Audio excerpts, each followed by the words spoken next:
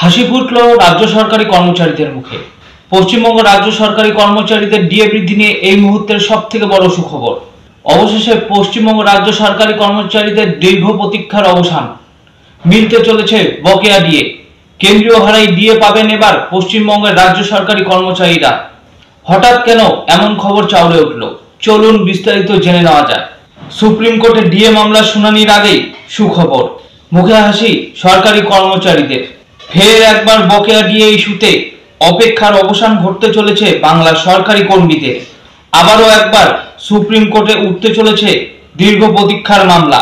তবে এবারের শুনানি নিয়ে আগের থেকে কিছুটা হলেও আত্মবিশ্বাসী রাজ্য সরকারি কর্মী থেকে শুরু করে বিভিন্ন সংগঠনের নেতারা। এর কারণ হলো সামনে এবার এমন এক বিরাট আপডেট এসেছে যা সকলের মনোবল বাড়িয়ে দিয়েছে। আর এই বিষয়ে স্বয়ং সামাজিক মাধ্যমে পোস্ট শেয়ার করেছেন রাজ্য সরকারি কর্মচারী সংগঠনের নেতা মলয় মুখোপাধ্যায়। ডিএ ইস্যুতে মনোবল বাড়ল রাজ্য সরকারি কর্মীদের। এখন আপনিও নিশ্চয়ই ভাবছেন যে কি এমন আপডেট এসেছে। চলুন জেনে নেওয়া যাক সবটা।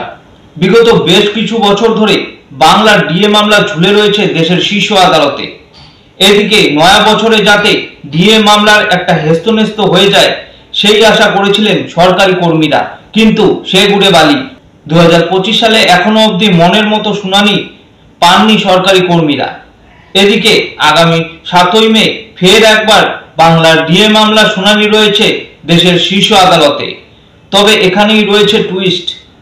2022 সালে সুপ্রিম কোর্টে ডিএ মামলা শুরু হওয়ার পর এই প্রথমবার মামলার বিবরণীতে এটিকে টপ অফ দ্য লিস্টে বা তালিকার শীর্ষে রাখা হয়েছে।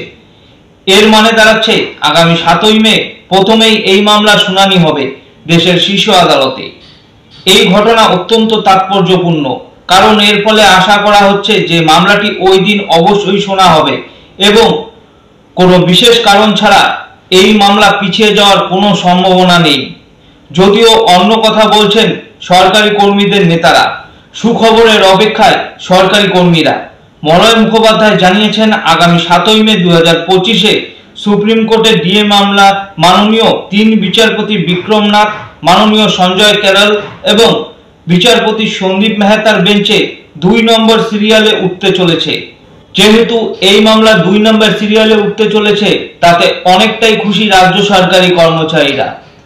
তবে কি এবার ওই দিনই মামলার শুনানি শেষ হতে পারে, নাকি ওই দিনই খারিজ করে দিবে বাংলার ডিএ মামলা দেশের শীর্ষ আদালত? সেদিকে নজর রাখতে অবশ্যই আমাদের চ্যানেলটিকে সাবস্ক্রাইব করে পাশের বেল আইকনটি প্রেস করে রাখবেন ডিএ সংক্রান্ত পরবর্তী গুরুত্বপূর্ণ খবরের আপডেট সবার আগে পেতে। এখনকার মতো খবর এই পর্যন্তই। ধন্যবাদ।